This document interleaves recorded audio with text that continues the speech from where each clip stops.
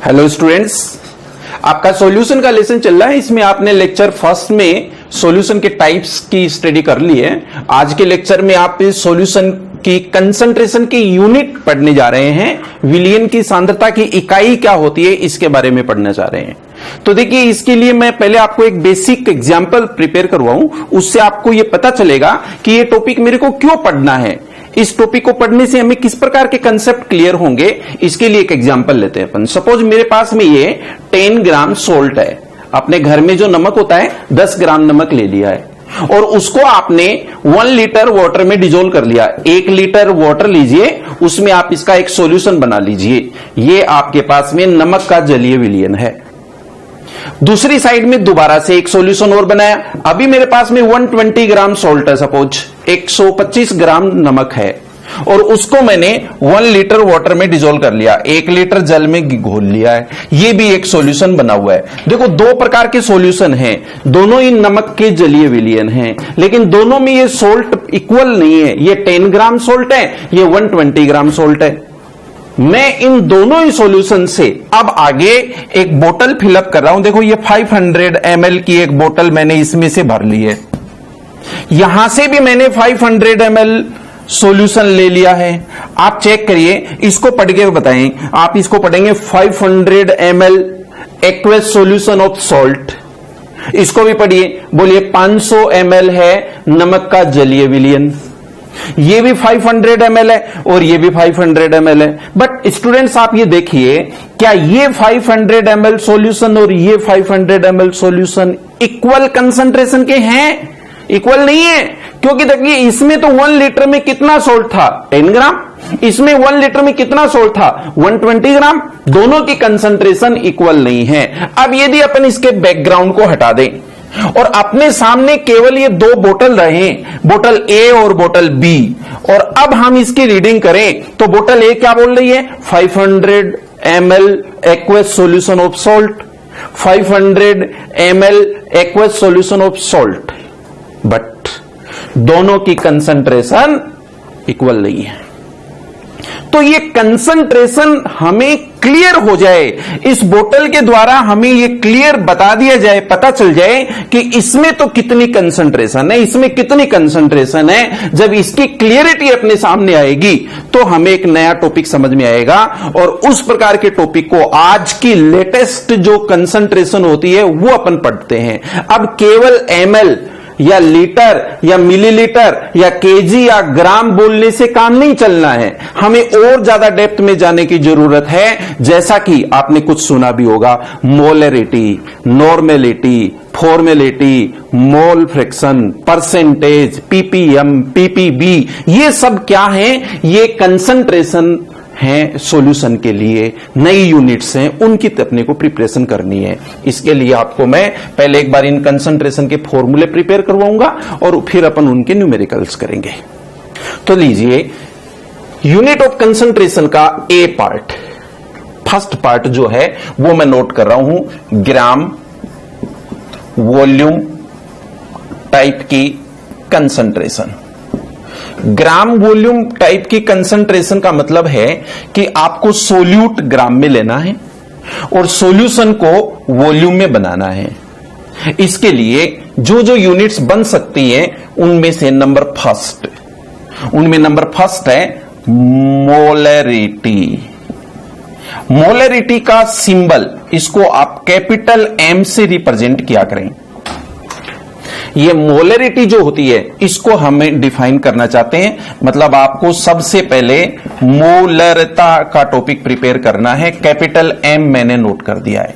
ये मोलरिटी क्या है, इसकी हम डेफिनेशन बनाएंगे, इसके फॉर्मूला नोट करेंगे और फिर इसको कनेक्ट करेंगे, दूसरे टॉपिक से भी रिलेटेड करेंगे। तो लीजिए, मोलरिटी कैसे डिफाइन करते हैं। आपके पास कोई भी जो सोल्यूट है उसका वेट लीजिए ग्राम में। तो मैं नोट करता हूं, सोल्यूट इन ग्राम। बोलिए, विलय को किस में ले लिया है? ग्राम में।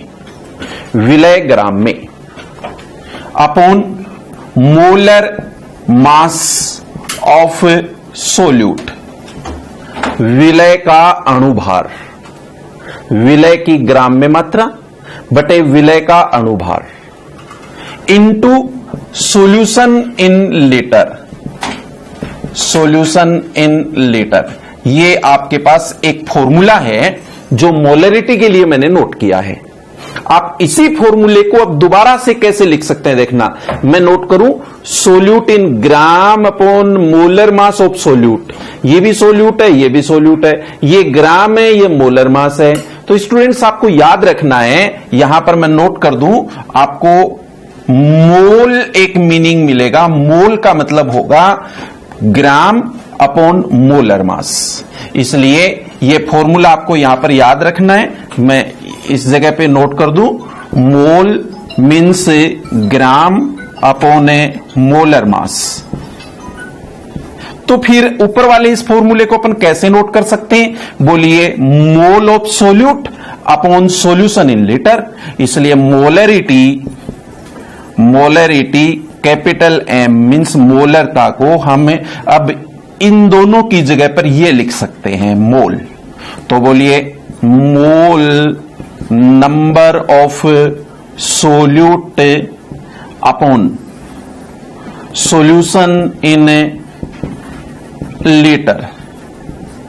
ये एक आपके पास में मोलरिटी के लिए नया फॉर्मूला बन गया। विलय के मोलों की संख्या बटे विलयन का आयतन लीटर में, solution in litre, volume of solution in litre. मैं यदि इसमें सॉल्यूशन को 1 लीटर कर दूं, मैं बोलूंगा इफ सॉल्यूशन इज 1 लीटर, तो फिर बोलिए ये इसके इक्वल हो जाएगा। तो आप बताइए कि 1 लीटर सॉल्यूशन में सोल्यूट के मोल नंबर्स को क्या बोलते हैं, बोलिए मोलरिटी।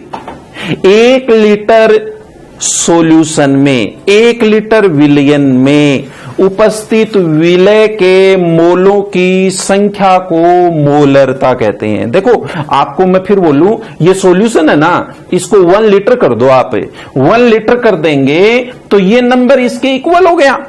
तो बोलिए solution in 1 litre, volume of solution is 1 litre, तो molarity is equals to mole number of solute. तो कहिए mole number of solute present in 1 litre of solution is known as molarity. आपको मोलरिटी की definition मिल गई है, ये आपने एक डेफिनेशन बना रखी है मोलरिटी की। बोलिए मोल नंबर ऑफ सोल्यूट, विलय के मोलों की संख्या किस में उपस्थित हो, 1 लीटर विलयन में उपस्थित हो, उसी को मोलरता कहते हैं। तो आपको मोलरिटी की डेफिनेशन आपको तैयार करनी है, इसलिए बोलिए mole number of solute present in 1 litre of solution. मैं समझता हूं शायद मोलरिटी का एक टॉपिक आपको यहां तक ये क्लियर हो गया होगा। आप इसको शॉर्ट में अब ऐसे भी लिख सकते हैं, gram upon solute means mole, mole means N, small M से रिप्रेजेंट कर दूं मैं इसको, ये लीजिए small N. Solution in litre, litre को मैंने कर दिया, देखिए जो यहां पर आप जो लीटर ले रहे हैं इसको मैंने वी कर दिया, और ये कंसंट्रेशन है। तो कंसंट्रेशन को आप शॉर्ट में फिर कैसे लिख सकते हैं, एन अपॉन वी। बोलिए एन क्या है, बोलिए number of solute, mole number of solute upon volume in litre is known as concentration. ये फर्स्ट टॉपिक आपको मैंने प्रिपेयर करवाया है मोलरिटी। इसके जैसे ही अब हम कंसंट्रेशन की यूनिट सेकंड ले रहे हैं, जिसको अपन ने नोट किया है नॉर्मेलिटी। ये नॉर्मेलिटी का टॉपिक चल रहा है, जिसको अपन हिंदी में बोलते हैं नॉर्मलता, और इसको कैपिटल एन से रिप्रेजेंट करते हैं।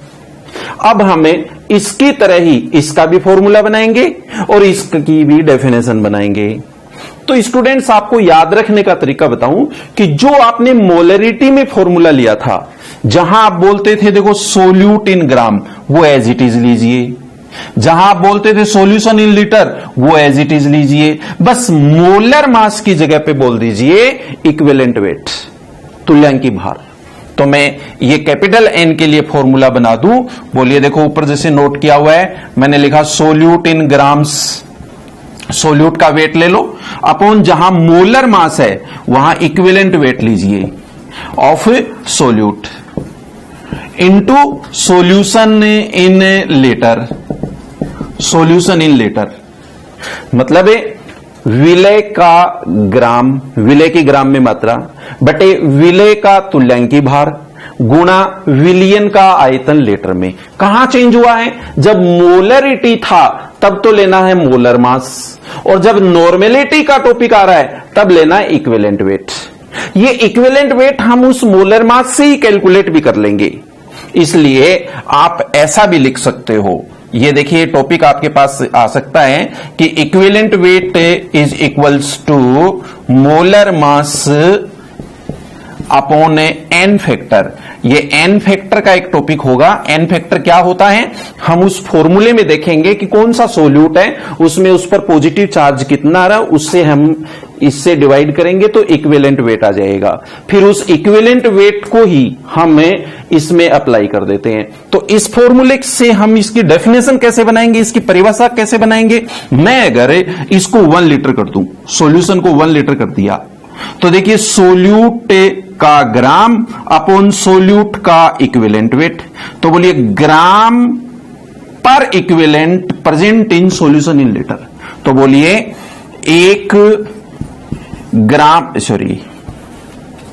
1 लीटर विलयन में, ये 1 लीटर सॉल्यूशन में ग्राम पर equivalent weight of solute in 1 litre solution. Gram equivalent of solute is known as normality. Normality क्या है कि आपको 1 लीटर सॉल्यूशन में देखना है कि gram equivalent weight of solute कितना प्रेजेंट है, उसको नॉर्मेलिटी बोलते हैं। और इक्विवेलेंट वेट कैसे निकालते हैं? बोलिए molar mass upon N factor से। तो मैं समझता हूं शायद ये 2 टॉपिक आपको प्रिपेयर हुए हैं, ग्राम अपॉन वॉल्यूम।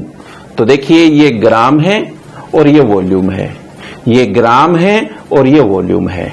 ठीक इसी टाइप से कंसंट्रेशन की एक यूनिट और बनेगी, बट पहले इन दोनों का आपस में एक रिलेशन का फॉर्मूला बनता है, वो तैयार करवाता हूं। मैंने यहां जो ये इक्विवेलेंट वेट लिख रखा है, इसका फॉर्मूला आप ऐसे लिखते हो, बोलिए मोलर मास अणुभार बटे एन फैक्टर, एन घटक।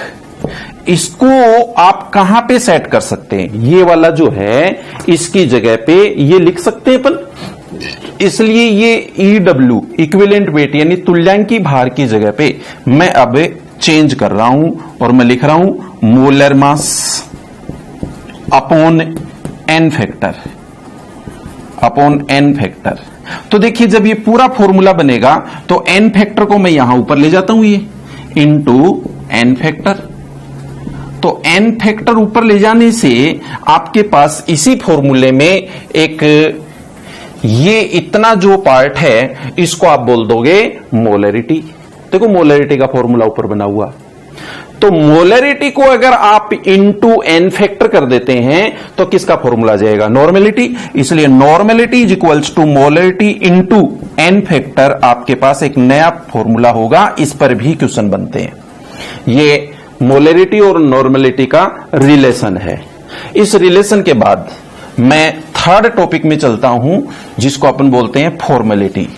ये थर्ड हो गया अपना फॉर्मेलिटी।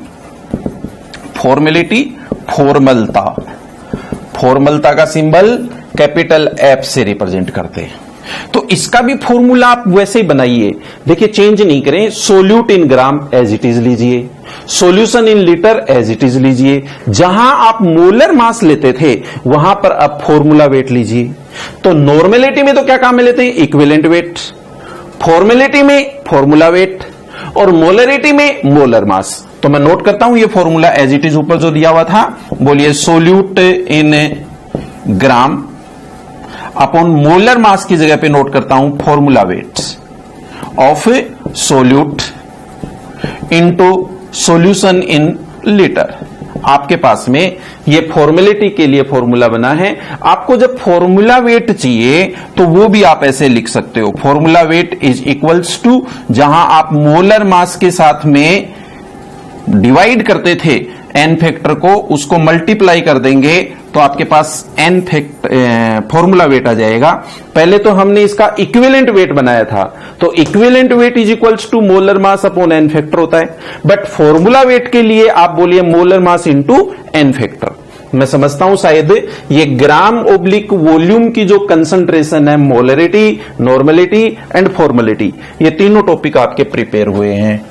अब मैं नेक्स्ट बी पॉइंट में चलता हूं। ये सेकेंड टाइप की कंसंट्रेशन चलेगी जिसको अपन बोल रहे हैं gram oblique gram concentration, weight concentration. Means solute भी वेट में है और जो सॉल्यूशन कंप्लीट बन जाएगा वो भी वेट में है। सोल्यूट और सॉल्वेंट को वेट में दिया है, ग्राम में दिया है, अब उसकी कंसंट्रेशन पढ़नी है। उसका जो फर्स्ट पार्ट आता है उसको हम बोलते हैं मोलैलिटी। मोलैलिटी स्मॉल एम से रिप्रेजेंट करते हैं, ये हिंदी में बोला जाता है मोललता। ये दोनों नाम एक जैसे से लगते हैं इसलिए कंफ्यूज नहीं हो जाए कहीं। वो था टॉपिक मोलरता, मोलर, ये है मोलल, मोलैलिटी। ये स्मॉल एम है, वो कैपिटल एम था। इसका जो फॉर्मूला बनता है वो नोट करता हूं पहले। सबसे पहले तो यही पढ़ना चाहिए, solute in gram, weight of solute upon molar mass of solute into solvent in gram, solvent in gram. ये सोल्यूट है और ये सॉल्वेंट है। विलय की ग्राम में मात्रा बटे विलय का अणुभार गुणा विलायक ग्राम में। ये आपके लिए फॉर्मूला है मोलैलिटी का। जब आप सॉल्वेंट को ग्राम में लेते हो तब तो इनटू 1000 रखना है, और जब आप इसको केजी में कन्वर्ट कर दोगे तो ये हट जाएगा। इसलिए आप ये फॉर्मूला ऐसे भी लिख सकते हो। देखिए मैं दोबारा नोट करूं, बोलिए solute in gram upon molar mass of solute into solvent in KG. जब आप इसको केजी में कन्वर्ट कर देंगे तब यहां से 1000 हट गया है। अब आपको यही फॉर्मूला दोबारा से नोट करना है। मैं बोलूं कि ग्राम अपॉन मोलर मास को मोल बोला जाता है, तो बोलिए mole number of solute upon, आपके पास में अब सॉल्वेंट बच गया है तो लीजिए सॉल्वेंट इन केजी। इससे हमारे पास में इसकी डेफिनेशन बन जाएगी। मोलैलिटी की डेफिनेशन कैसे बनाई जा सकती है? आप इस सॉल्वेंट को 1 kg करिए ना एक बार, तो बोलिए 1 kg सॉल्वेंट में सोल्यूट के मोल नंबर्स को ही मोलैलिटी बोलते हैं। तो व्हाट इज द मोलैलिटी? बोलिए mole number of solute present in 1 kg of solvent is known as molality.